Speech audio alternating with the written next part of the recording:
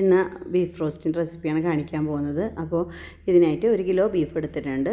നന്നായി കഴുകി വൃത്തിയാക്കി വെള്ളം വാലാനായിട്ട് വെച്ചിട്ടുണ്ട്. ഇനി നമുക്കിതൊന്ന് വേവിച്ചെടുക്കണം. അപ്പോൾ അതിനായിട്ട് ഒരു കുക്കറിലേക്ക് ഇട്ട് കൊടുത്തിട്ട് 1/2 ടീസ്പൂൺ മഞ്ഞൾപ്പൊടി, 1 ടേബിൾ സ്പൂണ് മല്ലിപ്പൊടിയും ഇഞ്ചിയും വെളുത്തുള്ളിയും ചതച്ച് വെച്ചതിൽ നിന്ന് 1 ടീസ്പൂൺ എടുത്തിട്ടുണ്ട്. പാകത്തിന് ഉപ്പും കൂടെ ചേർത്തിട്ട് നന്നായിട്ടൊന്ന് തിരുമ്മി കുഴച്ച് എടുക്കുക. എന്നിട്ട് പാകത്തിന് വെള്ളം വെച്ചിട്ട് ഇത് ഒന്ന് വേവിച്ചെടുക്കണം.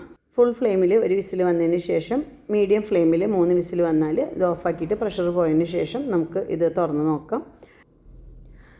അപ്പോൾ ഇത് നന്നായി വെന്ത് കിട്ടിയിട്ടുണ്ട്. ഇനി നമുക്ക് ഒരു പാൻ വെച്ചിട്ട് ഇതിലേക്ക് ഒരു 3 ടേബിൾ സ്പൂൺ വെളിച്ചെണ്ണ ഒഴിച്ച് കൊടുത്തിട്ട് 1.5 ടേബിൾ സ്പൂൺ ഇഞ്ചിയും വെളുത്തുള്ളിയും ചതച്ചെടുത്തത് ആദ്യം ഇട്ട് കൊടുക്കണം.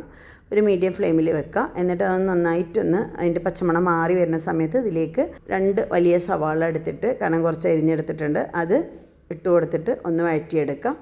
സവാള ഒന്ന് വാടി വന്നു കഴിഞ്ഞാൽ നമുക്കിതിലേക്ക് കുറച്ച് വേപ്പില ഇട്ട് കൊടുക്കണം. പിന്നെ 1/2 ടീസ്പൂൺ മഞ്ഞൾപ്പൊടി, 1 ടേബിൾ സ്പൂൺ മുളക് പൊടി, 1.5 ടേബിൾ സ്പൂണും കൂടെ മല്ലിപ്പൊടി ചേർത്ത് കൊടുക്കാം. 1 ടേബിൾ സ്പൂണ് കുരുമുളക്, നന്നായി പൊടിയല്ല, ഒന്നങ്ങനെ ക്രഷ് ചെയ്തെടുത്ത പോലെ എടുത്തിട്ടുണ്ട്, അത് ഇതിലേക്ക് ഇട്ട് കൊടുക്കാം. എന്നിട്ട് എല്ലാം കൂടെ നന്നായിട്ട് മിക്സ് ചെയ്തെടുക്കുക. പൊടികളൊന്ന് മൂത്ത് വരുന്ന സമയത്ത് നമുക്ക് വേവിച്ച് വെച്ചിട്ടുള്ള ബീഫ് ഇതിലേക്ക് ചേർത്ത് കൊടുക്കാം. അപ്പോൾ അതിൽ കുറച്ച് വെള്ളമൊക്കെ ഉണ്ട്, നമ്മൾ മൂടി വെക്കാതെയാണ് അത് എല്ലാം വറ്റിച്ചെടുക്കുന്നത് കേട്ടോ. ഇറച്ചി വേവിച്ചെടുക്കുമ്പോൾ ഞാൻ ഉപ്പ് നന്നായി ചേർത്തത് കൊണ്ട് പിന്നെ അധികം ഉപ്പൊന്നും ഉള്ളിലേക്ക് ചേർത്തിട്ടില്ല കേട്ടോ. അപ്പോൾ ഇതിങ്ങനെ വറ്റി വരുമ്പോൾ അതൊരു കറക്റ്റായിട്ട് വരും. അപ്പോൾ നന്നായിട്ടൊന്ന് ഇളക്കിയെടുക്കുക. എല്ലാ ഭാഗത്തേക്കും ചേരുന്ന വിധത്തിൽ ഇളക്കിയിട്ട് ഒരു മീഡിയം ടു ഹൈ ഫ്ലെയിമിൽ ഇങ്ങനെ വെച്ച് വെള്ളമൊക്കെ ഒന്ന് വറ്റിച്ചെടുക്കുക.